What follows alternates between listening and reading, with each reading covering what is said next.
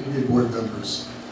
Tonight I'd like to spend my time speaking about a message that was put out by the Fullerton School District a little over 2 months ago.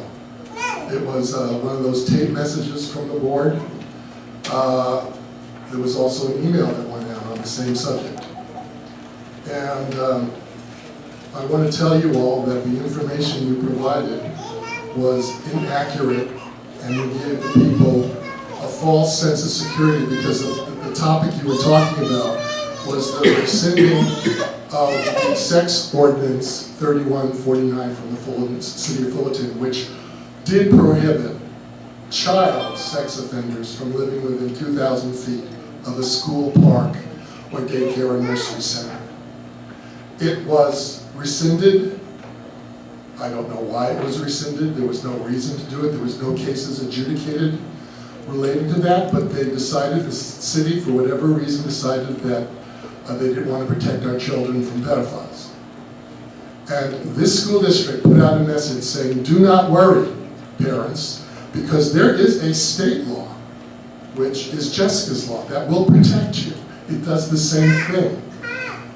When my wife and I pushed for this law in Fullerton in 2010, the reason we did so is because that state law has no teeth.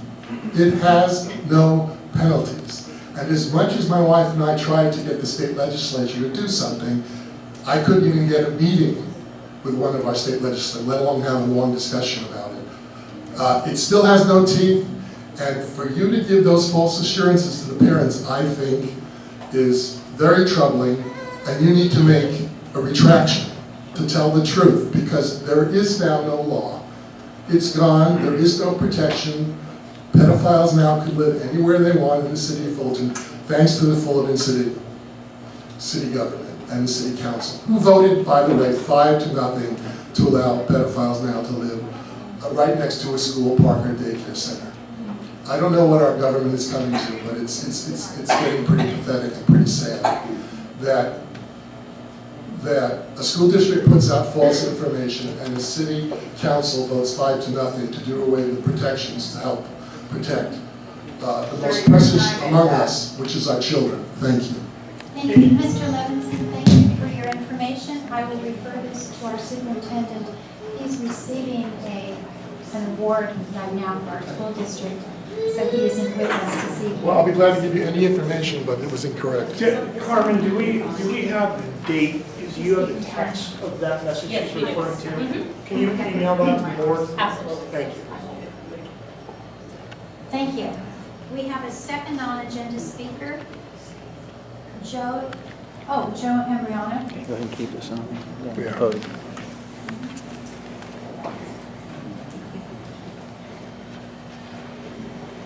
The sex offender ordinance that Mr. Levinson is referring to was struck down by a unanimous vote of the city council, and this school district piggybacked right on that decision and put out its false sense of security, that I believe putting students in danger.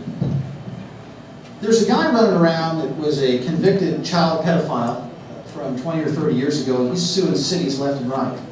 And what's happening is the cities are caving like a bad-handed blackjack poker table, and they're basically saying, okay, don't sue me, we'll repeal our ordinance. Barry's ordinance that he was like worked on for years was about as bulletproof as you could get.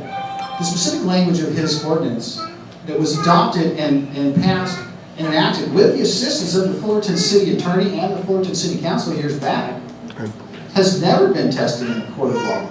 It has never been adjudicated. It has never been proven that it was vulnerable to any attacks in the courts. And what had happened is the Fullerton City Attorney, and I believe his name is Mr. Touchstone, his statements were full of factual misrepresentations and errors. So the Fullerton City Council repealed that ordinance on false pretenses. I can understand board members, as you defer to the experts on everything, that seems to be the major problem, is everyone passes the buck when they're in a position of public trust, they defer to the experts. Well, did it occur to anybody that the experts a lot of times are corrupt and compromised? There are agendas, folks. And I'm not here to discuss those tonight. I'm just here to tell you that what went down with that sex offender ordinance, you need to put out the truth to your parents.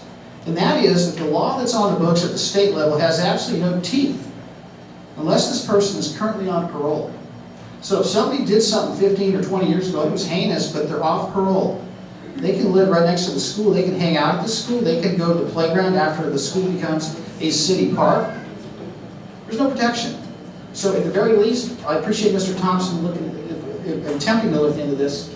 That text message needs to go out and say, hey, you know, you need to still watch out for your kids, because the community thinks there's not a problem. I'm here to tell you folks that children are not safe, and they're no safer than they were. Respectfully, our attention. Madam President, can we instruct the audience to not make comments to the speaker?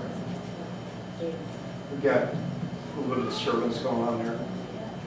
Anyway, that's the bottom line, folks. Kids aren't safe.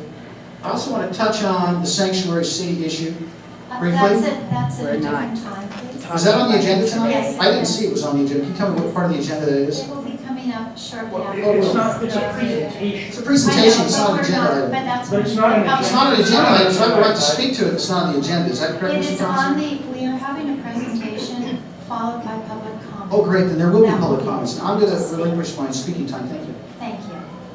Perfect.